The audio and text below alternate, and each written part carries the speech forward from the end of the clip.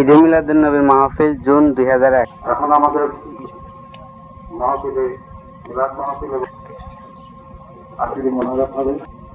তার আগে অল্প সময়ের জন্য একটা কথা আমি বলছি। কথা হচ্ছে, ভালো ভালো কথা আমরা প্রায় সকলেই জানি, কিন্তু এই কথাগুলো আমাদের জীবনে বাস্তবায়িত করা, সেটা সম্পর্কেই তো আমাদের অনীহা। রোগটা ব্যাধিটা আমাদের এই জায়গাতে। মানুষ, এই মানুষকে নিয়েই সব, মানুষকে আল্লাহ সৃষ্টি শ্রেষ্ঠ করেছেন। সুতরাং যে বড়, সে ভুল করলে তার আর কিছু থাকে না। কেউ যদি 25 তলা ভবনের উপরে বাস করে, সে তার যদি একবার পতন হয়, তাহলে তার হাল বলতে থাকার কথা না। তেমনি মানুষ যখন শুভ বোধ থেকে, শুভ বিশ্বাস থেকে খলিত হয়, তখন সে অমানুষই শুধু নয়, চতুষ্পদ জন্তু অপেক্ষাও নির্দিষ্ট পর্যায়ে নেমে আসে। যুগে যুগে এই মানুষকে উদ্ধার করার জন্য আল্লাহ তাআলা নবী এবং রাসূলকে প্রেরণ করেছেন। গোটা বিশ্ব মানবতা শুভ এবং অশুভ, ন্যায় এবং অন্যায়, ভালো এবং মন্দ, এই যে বোধটা ধারণ করে আসছে, এই বোধটা নবী রাসূলগণের কোন বিজ্ঞানী, কোন দার্শনিক, কোন ঐতিহাসিক বা অন্য জ্ঞানের যে কোনো বিষয়ের বড় বড় পণ্ডিত এই বিষয়টি নিয়ে চর্চা করেননি। তাদের বিষয়ে, তাদের চর্চিত বিষয় ছিল ভিন্ন। এই বিষয়ে চর্চা করেছেন একমাত্র আল্লাহ কর্তৃক প্রেরিত পয়গম্বরগণ। যুগে থেকে মানুষকে বারবার এটাই বলেছেন, এটা ন্যায়, এটা অন্যায়, এটা শুভ, এটা অশুভ, এটা পাপ, এটা পুণ্য। এখন কোন জ্ঞানী ব্যক্তি, কোন বুদ্ধিমান ব্যক্তি যদি এরকম ভাবে যে তাদের জ্ঞান চর্চার ক্ষেত্রে নবীগণ রাসূলগণ বাধা, তাহলে এটা বিরাট একটা অজ্ঞতা এবং মূর্খতার পরিচয়। কারণ জ্ঞান চর্চা তো নবী রাসূলগণ করতেই বলেছেন, কিন্তু বলেছেন তোমার বিশ্বাস, তোমার আচরণকে শুভ পর্যায়ে, শুভ দিকে রাখো, ভালো করো, মন্দ যা কথা, বিশ্বাস এবং কর্ম তা পরিত্যাগ করো। তাহলে তো জ্ঞান চর্চা করতে বাধা দেননি, বরং তাদের উপরে যে সমস্ত কিতাব অবতীর্ণ হয়েছে তার মধ্যে, যেমন কালাম মজিদের মধ্যে উলিল আলবাব কথাটা, এই বুদ্ধিমান গণ, এখানে তো জ্ঞান চর্চা করার জন্য আল্লাহ তাআলা নিজে উদ্বুদ্ধ করেছেন, বরঞ্চ হুকুম দিয়েছেন। এবং যারা জ্ঞানী তারাই আল্লাহ তাআলার প্রিয় পাত্র, এই কথাও ঘোষিত হয়েছে। যেমন এক আয়াতে বলা হয়েছে, বিসমিল্লাহির রহমানির রহিম, ইন্না ফি খালকিস সামাওয়াতি ওয়াল আরদি ওয়াখতিলাফিল লাইলি ওয়ান নাহারি লা ইয়া'লামু উলিল আলবাব। নিশ্চয়ই আকাশ এবং পৃথিবীর রহস্যের মধ্যে এবং দিবারাত্রির বিবর্তনের মধ্যে বুদ্ধিমান যারা, চিন্তাশীল যারা, তাদের চিন্তার খোরাক, চিন্তার উপকরণ রয়ে গিয়েছে।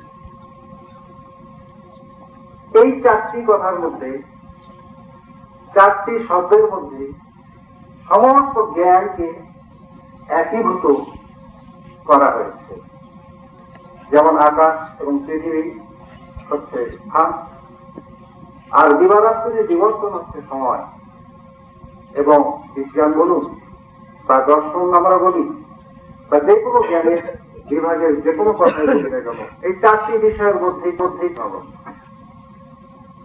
সুতরাং নবী রাসূলগণ জ্ঞানী লোককে তো অবাধ্য করতে বলেননি, কিন্তু ন্যায় অন্যায় বলে যে কথাটা, সেটাকে মান্য করতে বলেছেন।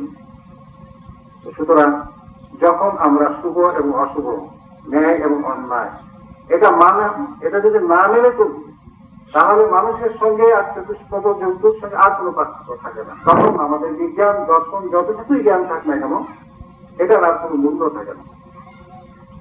সুতরাং আইনস্টাইন বা কোপার্নিকাস বা যে কোনো রকমের বিজ্ঞান, চিকিৎসা শাস্ত্রে যারা অবদান রেখেছেন, জ্ঞানের বিভাগ সমস্তকে তো এনকারে উৎসাহিত করা হয়েছে। কিন্তু জ্ঞানের বড়াই যারা করেন তাদের মধ্যে কিছু উন্মাসিক ব্যক্তিগুলো গর্বকে আমরা দেখতে পাই, যে যারা বলছেন যে বিশ্বাসের দুর্গে আঘাত করতেন। আচ্ছা, বিশ্বাসের দুর্গে আঘাত করতে হবে, বিশ্বাসের দুর্গে আঘাত করতে গেলে তো আরেকটা বিশ্বাস দিয়ে আঘাত করতে হবে। নাস্তিকতা বা শূন্যতা দিয়ে তো কোনো কিছুকে আঘাত করা যায় না, যায় নাকি?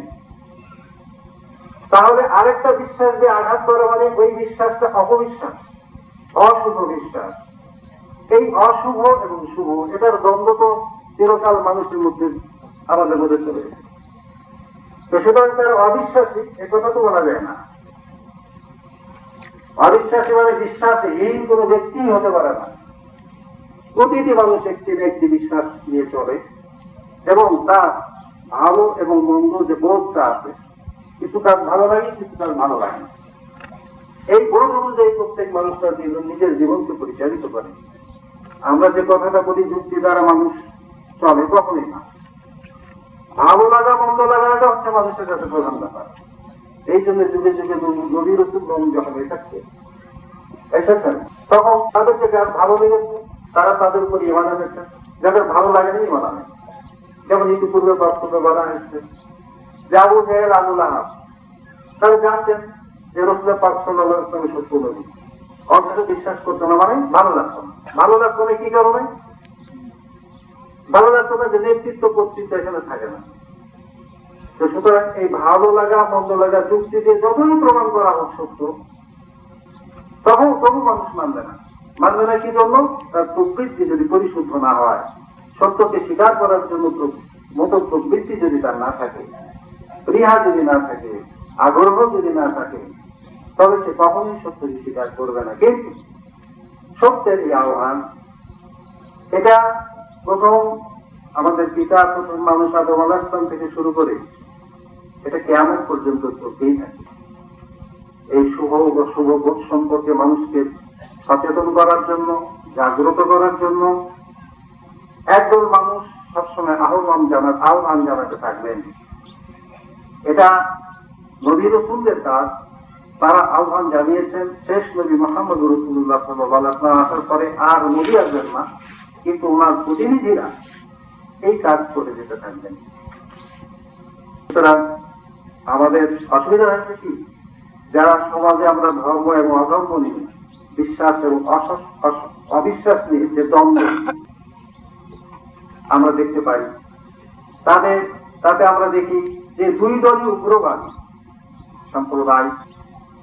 যে বলে একজনকে মৌলবাদী, সে নিজেও মৌলবাদী, তাও তার মৌলবাদী। তার উগ্র ব্যক্তির সঙ্গে উগ্র সংঘর্ষ হয়, ওটাকে ফেতনা বলে। আর সত্যের বিরুদ্ধে অসত্য যখন বাধা দিতে আসে, তখন ওটাকে জেহাদ বলে। জেহাদ এবং ফেতনা কখনো এক জিনিস নয়। একটা নিষিদ্ধ হারাম ফেতনা আর জেহাদ, এটা হচ্ছে সওয়াবের কাজ, পুণ্যের কাজ। অসত্যের বিরুদ্ধে কথা বলতে হবে, মানুষকে সুরবোধ জাগ্রত করার জন্য কথা বলতে হবে। এবং এই কথা বলতে যে যদি বাধা, সেই বাধা যদি কথার দ্বারা আসে, কথা দ্বারা মোকাবেলা করতে হবে। যদি এটা সশস্ত্র আকারে আসে, তখন সশস্ত্র হতে হবে, তার আগে নয়। এখন বর্তমানে যে পরিস্থিতি, তাতে আমরা দেখতে পাই রাসূল পাক সাল্লাল্লাহু আলাইহি ওয়াসাল্লাম হুদায়বিয়া চুক্তির মাধ্যমে যে পরিবেশ কামনা করেছিলেন, সেই পরিবেশই অনেকাংশে পৃথিবীতে বিরাজ করছে।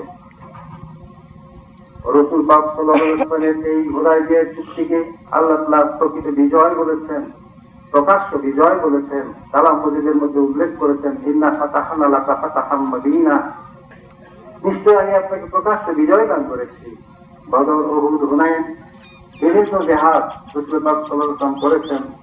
কিন্তু যেটা জেহাদ না, যেটা চুক্তি, সন্ধি চুক্তি এবং বাহ্যিক দৃষ্টিতে অবমাননাকর একটা চুক্তি, সেটাকেই আল্লাহ তাআলা বিজয় বলে ঘোষণা করেছেন।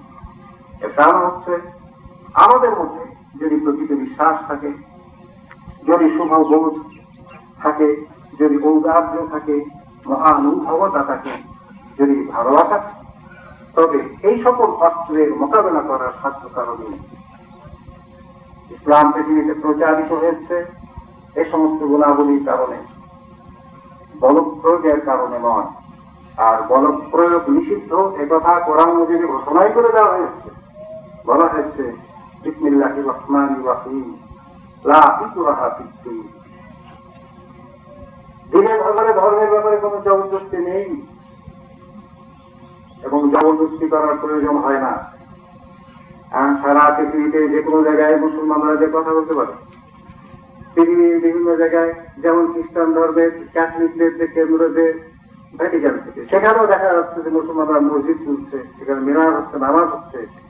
খ্রিস্টান জগৎ এ বিষয়ে প্রকাশ্যে বাধা সৃষ্টি করা, আমেরিকায় বলি, ইউরোপে বলি, বিভিন্ন দেশে বলি, মুসলমানরা বিভিন্ন কার্য উপলক্ষে হোক, ব্যবসা উপলক্ষে হোক চলে যাচ্ছে, সেখানে মসজিদ তৈরি করছে, সেখানে লোক দ্বারা বিরোধী দ্বারা আমরা বাধাগ্রস্ত হচ্ছি না। রসুল পক্ষে এই পরিবেশে চেয়েছিলেন খোদাই দিয়ে চুক্তির মাধ্যমে। এখন আমরা পৃথিবীবাসীর কাছে যে দাওয়াতটা, যে আহ্বানটা জানাবো ইসলামের, সেই ইসলামের কতটুকু আমাদের ভিতরে আছে, সেই ব্যাপারটাই আমাদের ভিতরে দেখার দরকার। আল্লাহ তাআলা যা কিছু কোরআন মাজিদের মধ্যে নিষিদ্ধ ঘোষণা করেছেন, যদি প্রকৃত পরিসংখ্যান নেওয়া হয়, তাহলে দেখা যাবে যে মুসলমানরা এই নিষিদ্ধ কাজগুলোর মধ্যে সবচেয়ে বেশি নিয়মিত। প্রকাশ্যভাবে মুসলমানদের মধ্যে যেমন শুকর হারাম, শুকর খায় না, এইটা একটা মাত্র আমল আমরা দেখি যে সবাই এটা মেনে চলে। কিন্তু মদ্যপানের বেলাও দেখা যায় মুসলমানরা অমুসলমানদের চেয়ে কম নয়। আর যেগুলার কারণে পূর্ববর্তী উম্মতের উপরে আযাব নেমে এসেছিল, সে সমস্ত আমল তো মুসলমানদের মধ্যে এখন সবচেয়ে এসেছে। পাঁচ ওয়াক্ত নামাজ পড়ার পরে বাজারে যে ওজনে কম দেওয়া হচ্ছে, যে সম্পর্কে আল্লাহ তাআলা নিষিদ্ধ করেছেন, পূর্ববর্তী এক উম্মতের উপরে ওজনে কম দেয় বলেই তাদের উপরে আযাব আল্লাহ তাআলা তাদেরকে ধ্বংস করে দিয়েছিল। এভাবে মিথ্যা কথা বলা, এভাবে বিবোধ করা, চগলখুরি করা, হিংসা, বিদ্বেষ, লোভ, অহংকার, এ সমস্ত অপবিত্র জিনিস, মাতার জিনিস, এ সমস্ত জিনিস আমাদের অন্তরে লালন করি। বাইরে বাইরে যতই আমরা পরিচ্ছন্ন হই, যতই আমরা ইবাদত বন্দেগীর পরিমাণ বাড়াতে থাকি, কখনো এতে করে কোনো লাভ হবে না। অন্তর পরিচ্ছন্ন করা, অন্তর বিশুদ্ধ করা, এটি রেখে বাইরে কোনো আমল আল্লাহ তাআলার দরবারে কবুল হয় না। শয়তান, ইবলিস, যাকে আমরা শয়তান বলি, চিরদিনের জন্য যে অভিশাপগ্রস্ত, সেই শয়তান 6 লক্ষ বছর ইবাদত করেছিল আল্লাহ। 6 লক্ষ বছর করার পরেও তার কি লাভ হলো? চির জীবনের জন্য তাকে অভিশপ্ত হতে হলো। এর কারণ হচ্ছে তার অন্তর পরিচ্ছন্ন ছিল না। তার বাইরের ইবাদতের পরিমাণ অনেক ছিল, কিন্তু তার হৃদয় বিশুদ্ধ ছিল না। হৃদয়ের মধ্যে ছিল হিংসা, হযরত আদমের প্রতি হিংসা। অন্যের কোন লাভ দেখলে হিংসা হয়, অথচ এই হিংসাকে হারাম করা হয়েছে। একজন মানুষ, একজন মুসলমান, একজন খাঁটি বিশ্বাসী, সে অন্যের উন্নতিতে আনন্দ করবে, এটাই হচ্ছে ঈমানের দাবি। সে আনন্দ জাগতিক হোক, আখিরাতে হোক, যে কোনো কারো যদি লাভ হয়, সেটা তো আনন্দ পাওয়া উচিত। অথচ অন্যের উন্নতিতে আমাদের হিংসা হয়, এই হারাম। এটা তো শয়তানের ফাসল। শয়তানের 6 লক্ষ বছর ইবাদত করে যদি লাভক তার ভাগ্যে জোটে, তাহলে আমাদের 50, 60, 100 বছরের ইবাদত করে শয়তানের চেয়ে বেশি তো ইবাদত করতেও পারবো না। শয়তানের মতন ইবাদত যদি অত হায়াত থাকতো, করলেও তো শেষ পর্যন্ত লাভকের অবস্থায় আমাদের মধ্যে থাকতো। সুতরাং অন্তরকে পরিশুদ্ধ করতে হবে। এটাই নবী রাসূলগণের মূল বাণী। শুভ এবং অশুভ বোধ মানুষ কর্ম করে পরে তার ভিতরের বোধ তো আগে পরিচ্ছন্ন হতে হবে, পরিশুদ্ধ হতে হবে। যে মানুষ ভালো, সে মানুষই বাইরে ভালো কর্ম করে। যে মানুষের ভিতরে ভালো নয়, সে কখনো বাইরে ভালো কাজ করতে পারবে না। এই অন্তরের সঙ্গে ইমানের সম্পর্ক, ইমানের সম্পর্ক মস্তিষ্কের সঙ্গে নয়। মস্তিষ্কের সঙ্গে, মগজের সঙ্গে যদি ইমানের, বিশ্বাসের সম্পর্ক হতো, তাহলে পৃথিবীর বড় বড় বিজ্ঞানী, বড় বড় দার্শনিক, বড় বড় মনীষী, তারা 1 নম্বর প্রথম শ্রেণীর ইমানদার হতো। কিন্তু বাস্তবে দেখা যাচ্ছে রাসূল পাক সাল্লাল্লাহু আলাইহি ওয়াসাল্লামের সহচর বৃন্দ যারা ছিলেন, তারা অনেককেই লেখাপড়া জানতেন না, নিরক্ষর ছিলেন। তাদের সম্পর্কে আল্লাহ তাআলা সনদ পেশ করেছেন। আল্লাহ তাআলা তাদের সম্পর্কে সার্টিফিকেট দিয়েছেন। কালাম মজিদের মধ্যে বলেছেন, রাদিয়াল্লাহু আনহুম ওয়া রাদু আনহু, তাদের উপরে আল্লাহ সন্তুষ্ট এবং তারাও আল্লাহর প্রতি সন্তুষ্ট। সুতরাং অন্তরকে জাগ্রত হয়ে বাইরের যে শরীর যদি জাগ্রত হয়, সব যদি পরিষ্কার হয়, তাহলে বাইরের যে যা কিছু ডেফিসিয়েন্সি, যার কিছু অপূর্ণতা সেটা আসবে। বিখ্যাত আউলিয়া খাজা মোহাম্মদ বাকি বিল্লাহ রহমাতুল্লাহ তিনি বলেছেন, যখন কোন আল্লাহ তৈরি যখন আল্লাহকে সে অন্তর থেকে চায়, এই চাওয়াটা যদি তার খাঁটি হয় এবং আল্লাহ তার নিজের আল্লাহ তার স্মরণে যদি তার অন্তর জাগ্রত বিদ্যা অর্জন করে, তিনি মুর্শিদ পায় এবং এই রাস্তায় যখন সে অগ্রসর হতে থাকে, আল্লাহ তার নৈকট্য যখন সে লাভ করে, তখন সে বেআকল হলেও আকলমান এবং সে জাহেল হলেও আলেম হয়ে যায়, কারণ তার অন্তরের দিক থেকে তার জ্ঞান অর্জিত হয়। এই পদ্ধতিটাই কিন্তু প্রকৃত সুন্নত পদ্ধতি, যেহেতু মুহাম্মদ রাসূলুল্লাহ সাল্লাল্লাহু আলাইহি ওয়াসাল্লাম এই পদ্ধতিতে আল্লাহ তাকে জ্ঞান দিয়েছিলেন। আর জ্ঞানের অপর পদ্ধতি পঠন পাঠন গবেষণার চিন্তা, সেটাও জ্ঞানের শাখা, সেটাও জ্ঞান, কিন্তু ওটা মূল জ্ঞান নয়। মূল জ্ঞান হচ্ছে অন্তর্জাত জ্ঞান। আর এই জ্ঞান না থাকার জন্যই আমাদের বাহ্যিক দৃষ্টিতে কোরআন হাদিস শেখা অনেক আলেম বিদ্যা, আমরা রাসূল পাক সাল্লাল্লাহু আলাইহি ওয়াসাল্লামের শানে তার মর্যাদা প্রকাশক একটি শব্দ, সেটার ভুল অনুবাদ, ভুল বুঝ বোধ আজ পর্যন্ত আমার সমাজে প্রচার করে চলে। এটা হচ্ছে নবীল উম্মি। উম্মি শব্দটার অর্থ আমরা কেউ বলছি আমাদের বিভিন্ন ধর্মীয় কিতাবাদি গ্রন্থের মধ্যে অনুবাদ করা হচ্ছে নিরক্ষর, কে বলছেন অনক্ষর, নাউযুবিল্লাহ, কেউ কেউ বলছেন মূর্খ ছিলেন, নাউযুবিল্লাহ। এখন কথা হচ্ছে যে এ সমস্ত নবীর শান, নবীর মর্যাদা যদি আমরা মা বুঝি, তার কথা কিভাবে বুঝবো? এই উম্মি শব্দ আল্লাহ, এটা একটা মানুষের উপাধি দেওয়া হয়, সম্মানজনক উপাধি দেওয়া হয়। আল্লাহ তার হাবিবকে সম্মানজনক উপাধি দেন নাই, না অসম্মানজনক কিছু বলেছেন। উম্মি মানে যদি নিরক্ষর, যদি লেখাপড়া জানে না বা মূর্খ, আমরা তো জানি একটা অসুন্দর একটা জিনিস। এই অসুন্দর জিনিসকে আমাদের নবীর সামনে যদি আমরা এইভাবে বুঝি, তাহলে তার মর্যাদাকে আমরা কি বাড়িয়ে গেলাম, না প্রকৃত মর্যাদা তো বুঝলাম না, তার মর্যাদা তো ক্ষুণ্ণ করে চললাম। এটা আমাদের অজ্ঞতা হতে পারে, কিন্তু অজ্ঞতাটা তো দূর করাও দরকার। এটা প্রকৃত অনুরোধ হচ্ছে নবীল উম্মি হচ্ছে অক্ষরের অমুখাপেক্ষী। এর প্রকৃত অর্থ হচ্ছে অক্ষরের অমুখাপেক্ষী। কারণ আল্লাহ তাকে সরাসরি জ্ঞান দান করেছেন, অক্ষরের মাধ্যমে নয়, অক্ষরের মুখাপেক্ষী তাকে করেননি। আর তিনি অন্য জ্ঞানী পণ্ডিত যারা, তাদের সবাইকে অক্ষরের মুখাপেক্ষী করা। তারা আগে বর্ণ পরিচয় শিখে অক্ষর জ্ঞান অর্জন করে, তারপরে বই পড়তে শিখে, তারপরে জ্ঞান অর্জন করে। তারা জ্ঞান অর্জন করতে যে অক্ষরের মুখাপেক্ষী, কিন্তু আমাদের কে আল্লাহ এই মুখাপেক্ষিতা থেকে দৃঢ় করে তার সম্মানকে বাড়িয়ে দিয়েছেন। একটা কথা হচ্ছে অক্ষর জ্ঞান নাই, এটা একটা দোষ। আর অক্ষরের অমুখাপেক্ষী, এটা নিশ্চয়ই গুণ এবং দুর্লভ গুণ, বরঞ্চ এত অনন্য গুণ। রাসূল পাক সাল্লাল্লাহু আলাইহি ওয়াসাল্লামকে এই নামে বিভূষিত করা হয়েছে, অথচ আমাদের এই নবী সমস্ত পৃথিবীর অক্ষর জ্ঞান সম্পন্ন যত জ্ঞানী আছে, সমস্ত জ্ঞানীর উদ্দেশ্য এ কারণেই যে তিনি অক্ষরের অমুখাপেক্ষী এবং সবাই মুখাপেক্ষী। যারা অক্ষরের মুখাপেক্ষী তারা নিশ্চয়ই যিনি অক্ষরের অমুখাপেক্ষী তার কাছে আত্মসমর্পণ করতে হবে, যদি জ্ঞান তারা অর্জন করতে চায়। মূর্খতাই হচ্ছে আমাদের সবচেয়ে বড় শত্রু। আমাদের একজন বিখ্যাত কুখ্যাত অধ্যাপক তার ইরানি একটি গ্রন্থ বেরিয়েছে, গ্রন্থটা নাম হচ্ছে আমার অবিশ্বাস। আমার বিশ্বাস, বিশ্বাসের মানুষ জোরে সরে বলে। যেমন আমাদের মাঝারের ইমাম আবু হানিফা রাহমাতুল্লাহ বলেছেন, যদি তোমাকে প্রশ্ন করা হয় তুমি কি ইমানদার, তখন কি জবাব হবে? তখন জবাব হবে আমার ভাগ্য মুমিন, আমি নিশ্চয়ই ইমানদার। ইমানের দাবিটা জোরে সরে দৃঢ়তার সঙ্গে প্রকাশ করতে হবে। হ্যাঁ, যদি বলে যে ইমানদার, তারপর দেখা যাবে তুমি তো পাপ করো, অমুক পাপ করো। পাপ করতে পারি, পাপ তো ভিন্ন জিনিস, এটা তো বাইরের আমলের সঙ্গে। আর বিশ্বাস যে ইমান, সেটা তো অন্তরের সাথে, ওইখানে আমার কোনো ত্রুটি নেই। বিশ্বাস, এই বিশ্বাসকে প্রবল ভাবে প্রচার করতে হবে। এবং যারা বিশ্বাসী তারাই কিন্তু আধুনিক। আধুনিক এবং অনাধীনতার নামে যে ধারণাটা আমাদের তথাকথিত বুদ্ধিজীবীদের মধ্যে রয়ে গিয়েছে, সেটা একটা ভুল ধারণা।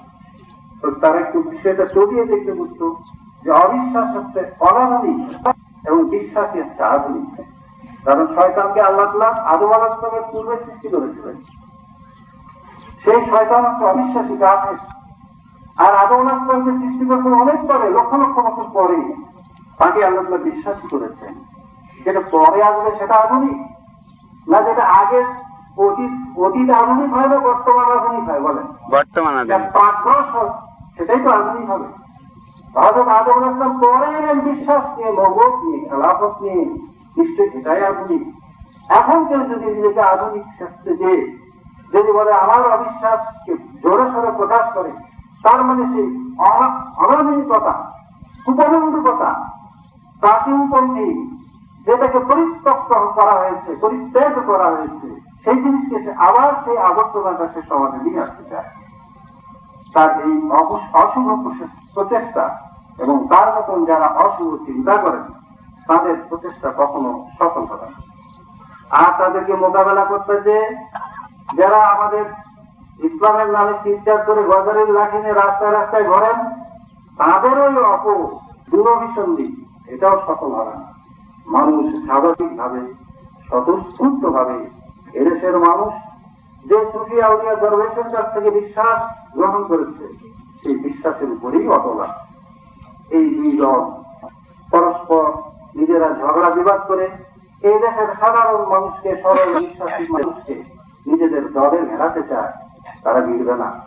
তারা যুগ যুগ আগে এদেশের সুফি আউলিয়া দরবেশ যারা এদেশের লোককে ভালোবেসেছিলেন, একটা অসম্ভবকে সম্ভব করেছিলেন। কেউ মানুষের চিন্তা ভাবনা পরিত্যাগ করে না, প্রাচীন পূর্বপুরুষের চিন্তা সহজে পরিত্যাগ করে না। আবু জেহেল, আবু লাহাব পরিত্যাগ তো করেই নি। এমনকি এদেশে যে এই ভারতবর্ষে, এই বাংলাদেশে, এখানে যারা সুফি আউলিয়া দরবেশ এসেছিলেন, আমরা একটুও খেয়াল করি না। তার এত একটা অসম্ভব সম্ভব করেছেন। লক্ষ লক্ষ কোটি কোটি মানুষের প্রাচীন বিশ্বাসকে পরিবর্তিত করে ঈমান, তাওহীদ, রিসালাতের প্রতি, আখিরাতের প্রতি ঈমানদার বানিয়ে দিয়েছেন। যার জন্য এখানে আমরা দেখি লক্ষ লক্ষ মসজিদের মিনারে আযান ধ্বনিত হচ্ছে। লক্ষ লক্ষ মানুষ আল্লাহ আল্লাহ রাসূলকে ভালোবাসছে। আমাদের গুনাহ, আমাদের পাপ পানি কাছে এদেশের মানুষ আমরা দেখেছি বাস্তব পরীক্ষা করে যে কোনো অঞ্চলে, যে কোনো গ্রামে, যে আমাদের রাসূল সাল্লাল্লাহু আলাইহি ওয়াসাল্লামের জীবনে কোনো একটি দুঃখজনক ঘটনা বললে দেখা যাবে নারী, পুরুষ, শিশু কারো চোখ শুকনা থাকে না।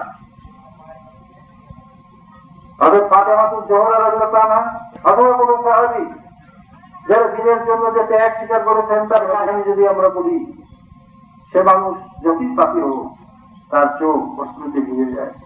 এই একটা নিয়ামত এই বাংলাদেশের মানুষকে আল্লাহ তাআলা দান করেছেন।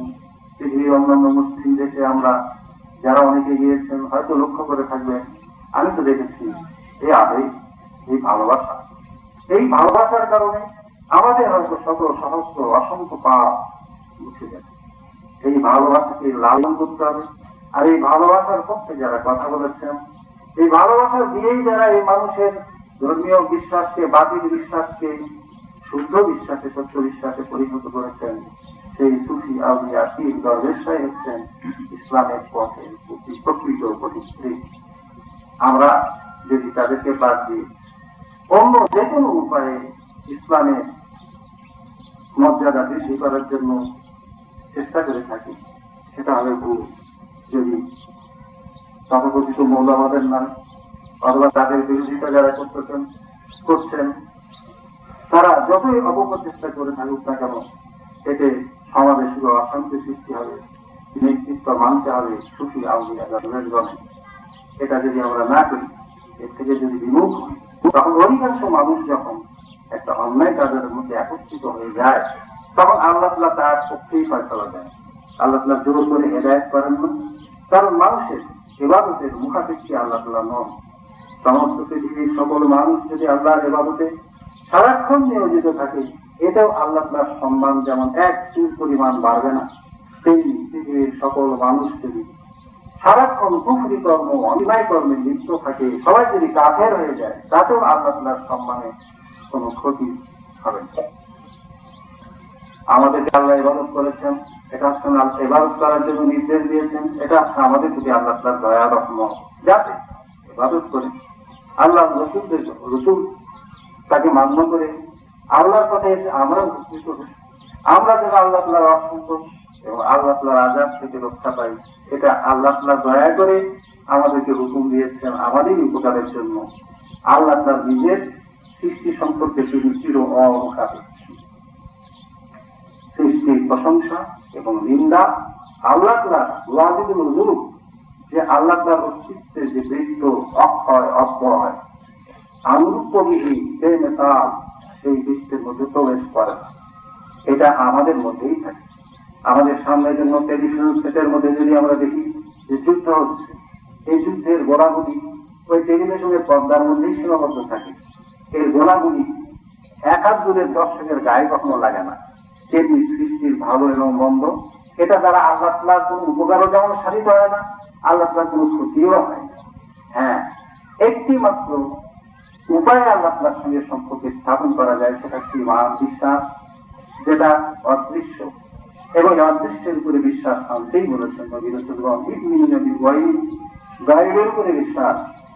আল্লাহ তাআলা যেহেতু গায়েব, এবং সেই গায়েবের উপরে আমরা যদি বিশ্বাস স্থাপন করি, এই বিশ্বাসটা এবং ভালোবাসা এটাও কিন্তু গায়েব, এটাও কিন্তু মূল ভালোবাসার মূল রূপটা সবসময় গায়েব, অপ্রকাশ্য।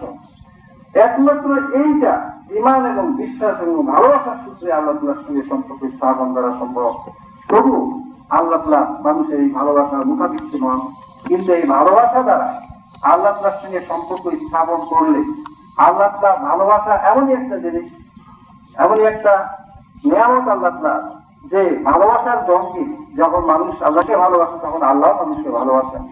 যেমন আল্লাহ তাআলাকে মানুষ যখন স্মরণ করে, আল্লাহ মানুষকে তখন স্মরণ করেন। কালাম মসজিদের মধ্যে পরিষ্কার বলা হয়েছে, তুমি নিহাজ করবো। আল্লাহর দিক থেকে যখন কোনো বান্দাকে ভালোবাসা দেওয়া হয়, তিনি যখন কাউকে ভালোবাসেন, তখন মুখাপেক্ষী না হওয়া সত্ত্বেও তার আর্জি, তার আবেদন, তার নিবেদন, তার প্রার্থনা তিনি সন্তুষ্ট দৃষ্টি কবুল করেন। এটাই হচ্ছে পরিশ্রমের পথ। এই পথ আমরা যদি শিখতে চাই, নবী রাসূলুল্লাহ আসবেন না পৃথিবীতে, তাদের প্রতিনিধি বর্গের কাছ থেকে আমাদের কাছে, তাদের কাছে সমাবেত হতে হবে। আর যে জিনিস সবচেয়ে বেশি মূল্যবান, সেই জিনিসের নকল বের হয়, সোনার নকল বের হয়, কয়লা ছায়ের নকল বের হয় না। যেহেতু এই পীর মুরিদের মধ্যে সবচেয়ে মূল্যবান এই পীর মাশায়েখ যারা আছেন, তাদের কাছে সবচেয়ে ইসলামের মূল সম্পদ যেটা ঈমান, যেটা ভালোবাসা, যেটা মারিফাত, নূর, অন্তরের যে সেটা আছে, সেহেতু এই ক্ষেত্রে শয়তান জাল বিস্তার করে এক্ষেত্রেই নকল বেশি দেখি, যার জন্য আমরা সমাজে দেখি ভণ্ড পীরের প্রাদুর্ভাব। কিন্তু প্রকৃত জ্ঞানানন্দ শিখে এই সমস্ত ভণ্ডটা কখনো তাদের জন্য অন্তরায় নয়। কারণ ভণ্ড পীর দেখে আমরা একজন বলি যেন পীরের কাছে যাওয়া যাবে না, আর যে প্রকৃত জ্ঞানানন্দ সাহেব সে চিন্তা করবে এভাবে যে ভণ্ড যখন আছে তখন আসল আছে। কোন মানুষের কোন বস্তুর ছায়া দেখলে আমরা বুঝবো না যে ওই লোকটা আছে, যদি তাকে না দেখি তবুও বুঝবো কিনা। আয়নায় কারো প্রতিবিম্ব দেখলাম, আয়নার দিকে দাঁড়িয়ে, ওই লোকটাকে দেখলাম না, ওই লোকটা হয়তো পিছনে দাঁড়িয়ে আছে। প্রতিবিম্ব দেখলে বোঝা যাবে না আসল লোকটা আছে। তো সুতরাং ভণ্ড পীড়িগুলিতে চাইতো দলিল প্রমাণ যে আসলে আছে। তখন সে খুঁজতে শুরু করবে। এই খুঁজতে শুরু করে ইহাকে তো আমাদের মধ্যে জাগ্রত হচ্ছে না। ইমাম মুজাদ্দিদ আল-বুস্তামি সাহেব রাহমাতুল্লাহ আলাইহি বলেছেন, অন্বেষণ প্রাপ্তির পূর্ব লক্ষণ, অন্বেষণ প্রাপ্তির পূর্ব লক্ষণ। কোন ব্যক্তি যদি অন্বেষণে লিপ্ত হয়, এটা হচ্ছে লক্ষণ, নিদর্শন যে শেষ পর্যন্ত এটা সে পাবে। এই অন্বেষণ আমরা আমাদের মাদ্রাসা থেকে অনেক যদি বছর হাজারে হাজারে আবেগ বেরো, তাদেরও এলেমের জ্ঞানের অন্বেষণের স্পৃহাটা নাই। তারা পাঠ করার পরে মনে করছে নিজেকে মায়ের রসুল, সবাই সালাম দেয়, দাওয়াত দেয়, তারা হারিয়ে দেয়, বিভিন্ন ধরনের অসুবিধা চর্চা তারা শুরু করতে পারবে, এইরকম একটা যোগ্যতা তাদের পাওয়া যায়। তারপরে যদি চর্চাটা তারা শুরু না করে, তারা কখনোই জ্ঞানী হতে পারবে না। যতই সার্টিফিকেটটা থাক, আর সার্টিফিকেটটাই তো একটা বেড়া, যেটা রসুল আদর্শই নয়। কারণ রসুলের প্রশ্ন সাহায্য কখনো সার্টিফিকেটও দেয়নি। আর এই সার্টিফিকেটটা দুনিয়াতে কাজে লাগে, আখেরাতের কিছুই মূল্য। যেমন আখেরাতে প্রথম কবরের মঞ্জিল হচ্ছে, যেখানে প্রথম জবাব যেখানে হবে, প্রথম প্রশ্ন হচ্ছে মাদ্রা পোকা, তোমার রবকে। এখন কোন আলেমের মৃত্যু হলে সে যদি টাইটেল পাস যদি দাওরা হাদিস পাস আলেও হয়, সে যদি ফেরেশতা যখন প্রশ্ন করে মাদ্রা পোকা, সে যদি বলে যে আরে এই কথা আমাকে বলতেছে কেন, আমি অমুক জায়গা থেকে এরকম দাওরা হাদিস টাইটেল পাস করে আসছি, এই দেখো সার্টিফিকেট দাও, ফেরেশতা কি তার সার্টিফিকেটটা দেখবে? জি না। দেখবে কিনা বলেন? ফেরেশতা তো সার্টিফিকেট দেখবে না, ফেরেশতা জবাব দেয় মাদ্রা পোকা। অথচ এই প্রশ্নের জবাবটা কিন্তু সোজা, আল্লাহ। এটা আমরা মুসলমান কেন পৃথিবীর সমস্ত মানুষ বিধর্ম দেওয়া জানে, মুসলমান আল্লাহ তার পূজা করে, আল্লাহ তার ইবাদত করে, জানা না?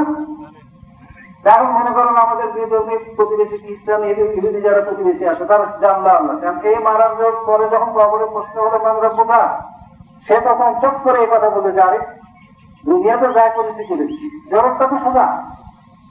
জবাবটা এখন ফেরেশতারা বললে দুনিয়াতে কি আল্লাহ বলতে পারবে? কেন পারবে না? কেন? সে জানে, মাথা দিয়ে জানে, সে জানে, মাথা দিয়ে স্মৃতি দিয়ে জানে, মাথুস দিয়ে জানে, মন দিয়ে জানে না, কল দিয়ে জানে না, তার কলবের মধ্যে আল্লাহ নেই। সুতরাং কলবের মধ্যে আল্লাহ না বসানো পর্যন্ত মুখে মুখে মাথায় মাথায় কেটে যাবে। আর জনসভায় যতই আল্লাহ আল্লাহ বলুক না কেন, সোজা জিনিসকে সবাই ভুলে যাবে। হ্যাঁ, আখেরাতের সনদ নিতে গেলে সার্টিফিকেট যেটা আখেরাতে লাগবে, প্রথম মঞ্জিল কবর থেকে শুরু করে সব জায়গায় লাগবে, যে সার্টিফিকেট পেলে সব জায়গায় পরিশ্রম সহজ হয়ে যাবে, নিশ্চিত হয়ে যাবে। সেই সার্টিফিকেট কালাম মজিদের মধ্যে আল্লাহ বলেছেন কালবিন সালিম একটা নাফসুল মুতমাইন্না একটা, দুই ধরনের সার্টিফিকেট। কোন পক্ষে 8 মাস 5 মাস হচ্ছে কামরি সালিম, আর এরপরে অধিক মর্যাদাশালী কিছু হতে গেলে নাফসে মুতমাইন্না। এখন কাল অন্তর প্রশান্ত, এটা সোজা বাংলা অনুবাদ, বিস্তারিত ব্যাখ্যা করতে গেলে অনেক সময় লাগে। আর নাফসুল মুতমাইন্না হচ্ছে প্রশান্ত প্রবৃত্তি, একটা হচ্ছে কাল, একটা হলো নাফস, একটা হচ্ছে হৃদয়, আর একটা হচ্ছে প্রবৃত্তি।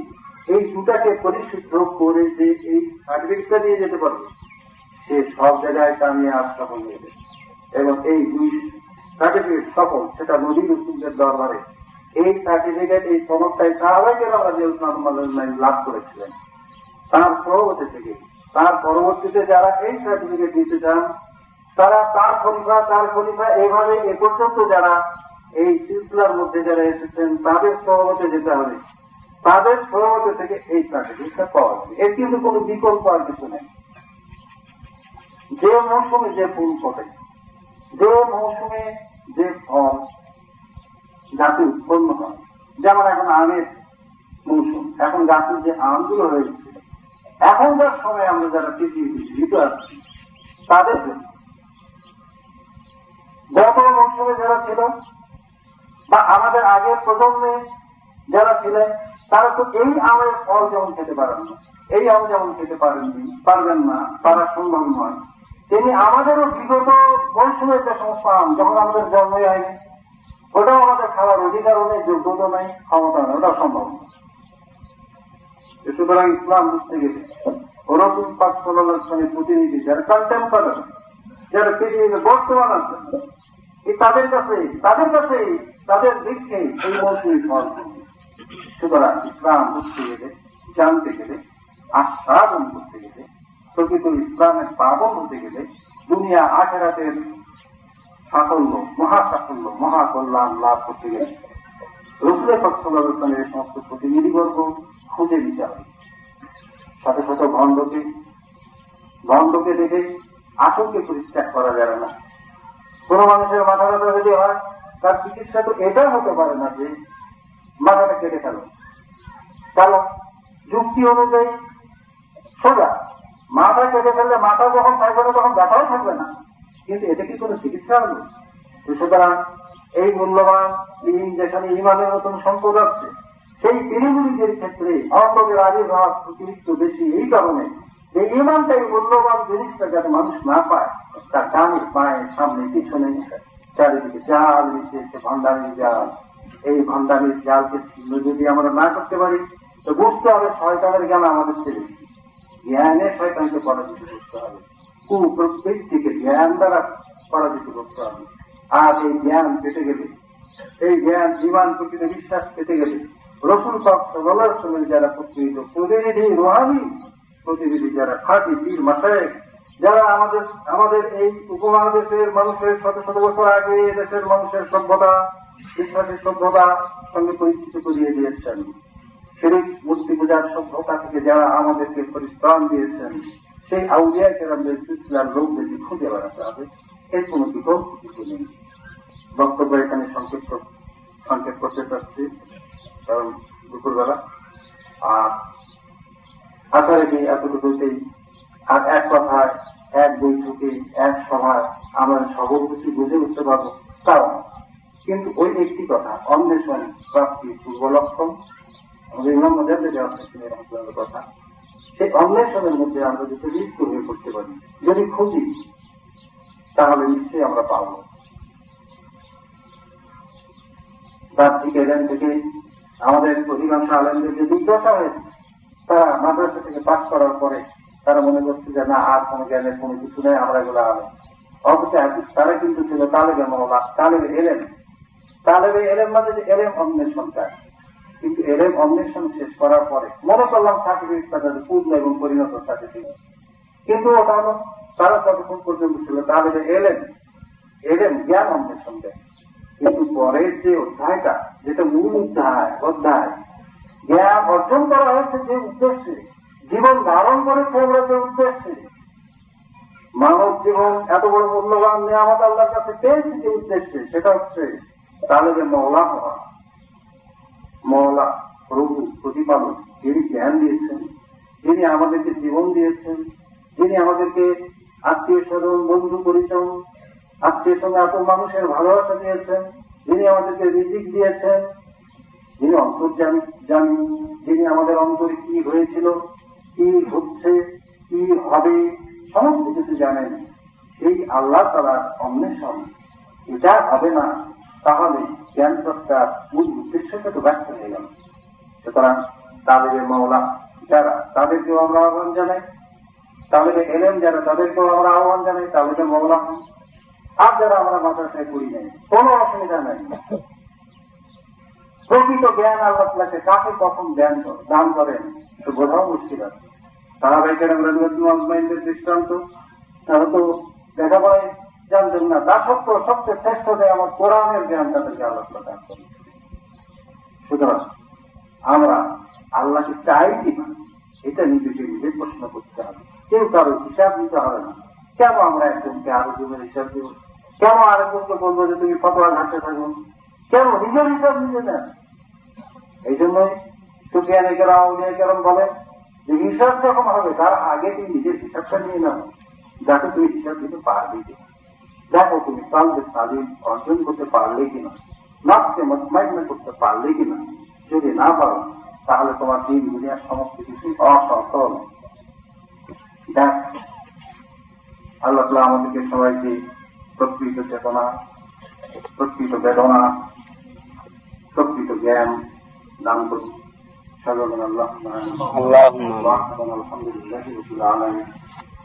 এখন মিলাদ শরীফ সংক্ষেপে পাঠ করবেন মাওলানা নাজিমুদ্দিন সাহেব, তারপরে আমরা শেষ মোনাজাত করব ইনশাআল্লাহ।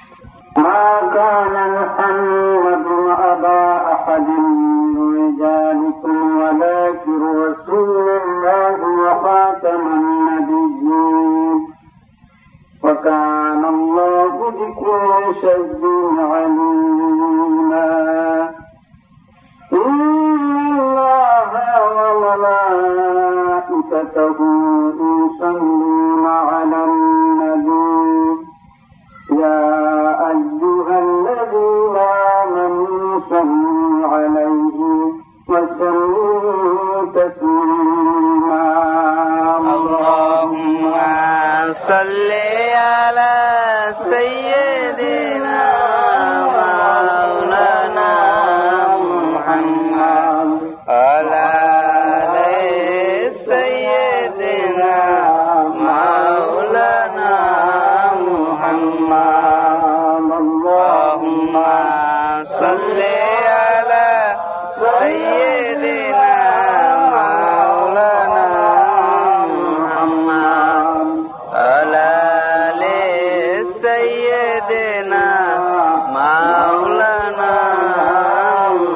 محمد صلاة يا رسول الله عليكم سلام يا حبيب الله عليكم صلاة يا رسول الله عليكم سلام يا حبيب الله عليكم عاشقوں کی دل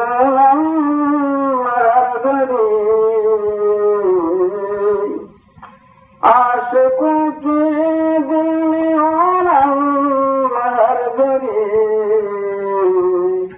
ماں بغاروں کی مانند حیدری صلاة يا رسول الله عليكم سلام يا حبيب الله عليكم صلاة يا رسول الله عليكم سلام يا حبيب الله عليكم اللهم صل على سيدنا محمد وعلى اله وصحبه وسلم على محمد وعلى الرحمن وصلى على محمد وعلى البركات وصلى على رسول محمد في الارواح وصلى على سورة محمد في الصور وصلى على اسم محمد في الاسماء وصلى على نفس محمد في النصوص وصلى على قلب محمد في القلوب وصلى على قبر محمد في القبور وصلى على روضة محمد في الرئاب وصلى على جسد محمد في الاجساد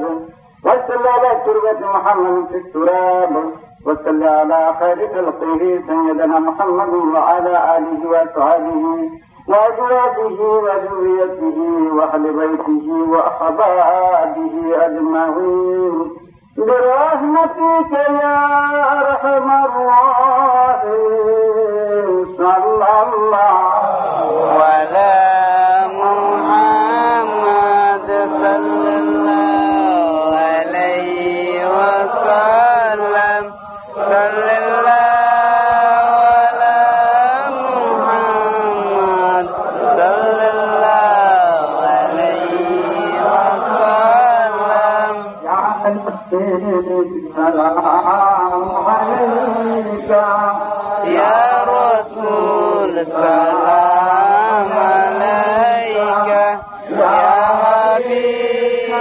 سلام عليك صلاة الله عليك برم ربيع الأول شمبر প্রভাতকালে জন্মলেন পুনরাসলে আমিনা মায়ের কোলে يا نبي سلام عليك يا رسول سلام عليك يا حبيب سلام عليك صلاة الله عليك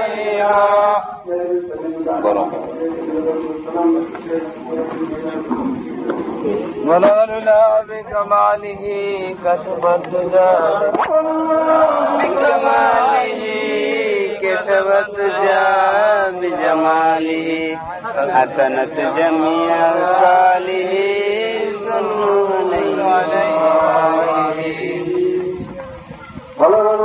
بكماله كشف الدجى بجماله حسنت جميع صالح صلوا عليه وآله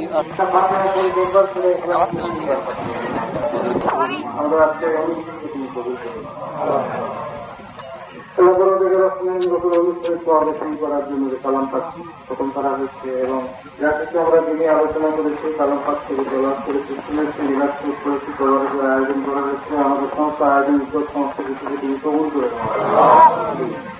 আল্লাহ সমস্ত সব আছেন আমরা সরকার মদিনা মুসলিম মাসাল্লিল আলামিন নবীতে মুহাম্মদ মুস্তাফা আহমদ মুস্তাফা সাল্লাল্লাহু আলাইহি ওয়াসাল্লাম করুন পাকে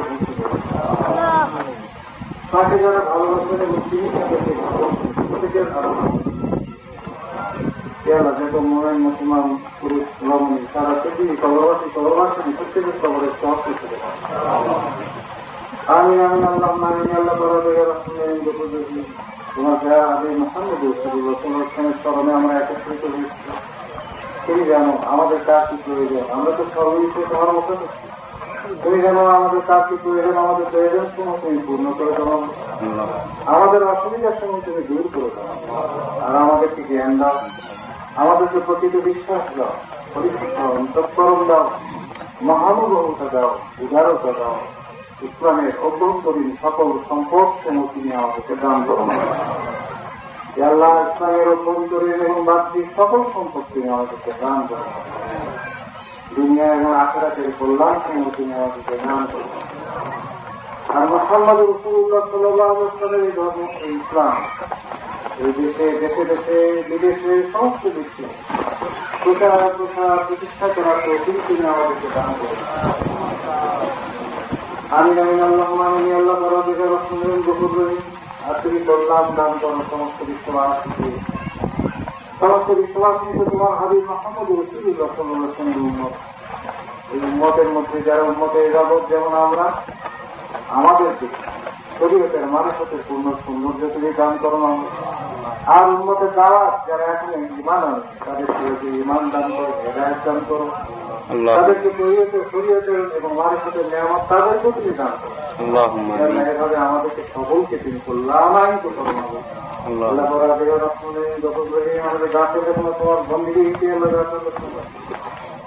এই মহাপুর সফল করার জন্য এবং এই হক সিলসিলা তরিকা প্রচার প্রসারের জন্য, ইসলাম প্রচার প্রসারের জন্য প্রত্যক্ষভাবে পরোক্ষভাবে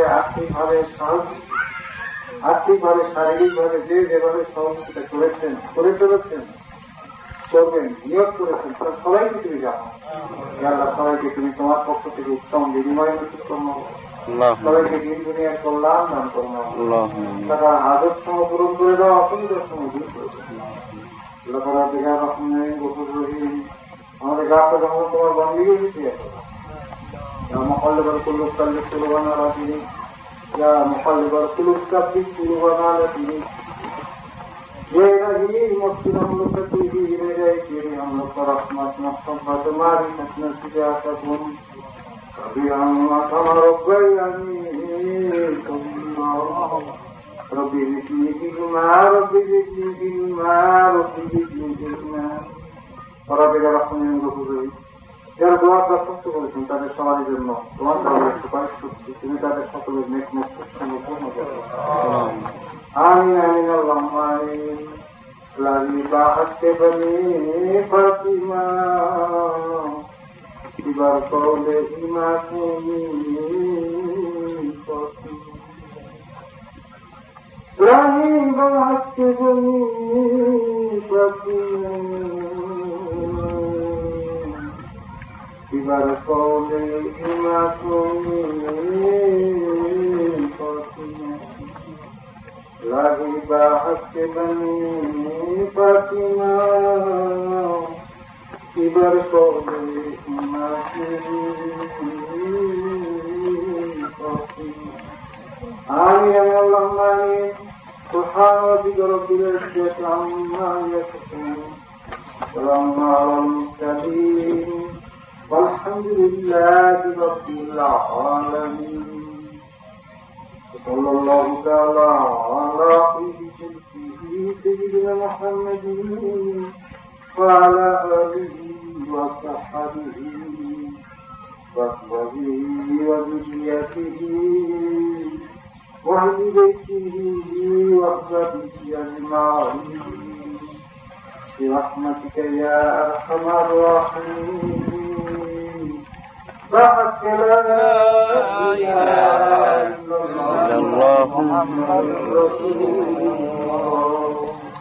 ঢাকা শহরে আমাদের আব্দুল হাকিম ভাই সাহেব হুজুর ওরা সাংকার পাশে মসজিদে মিলাদুল মহাবিল হয়।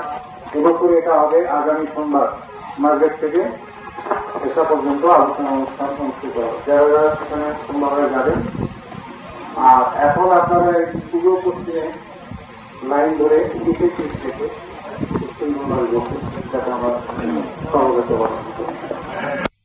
সমাপ্ত।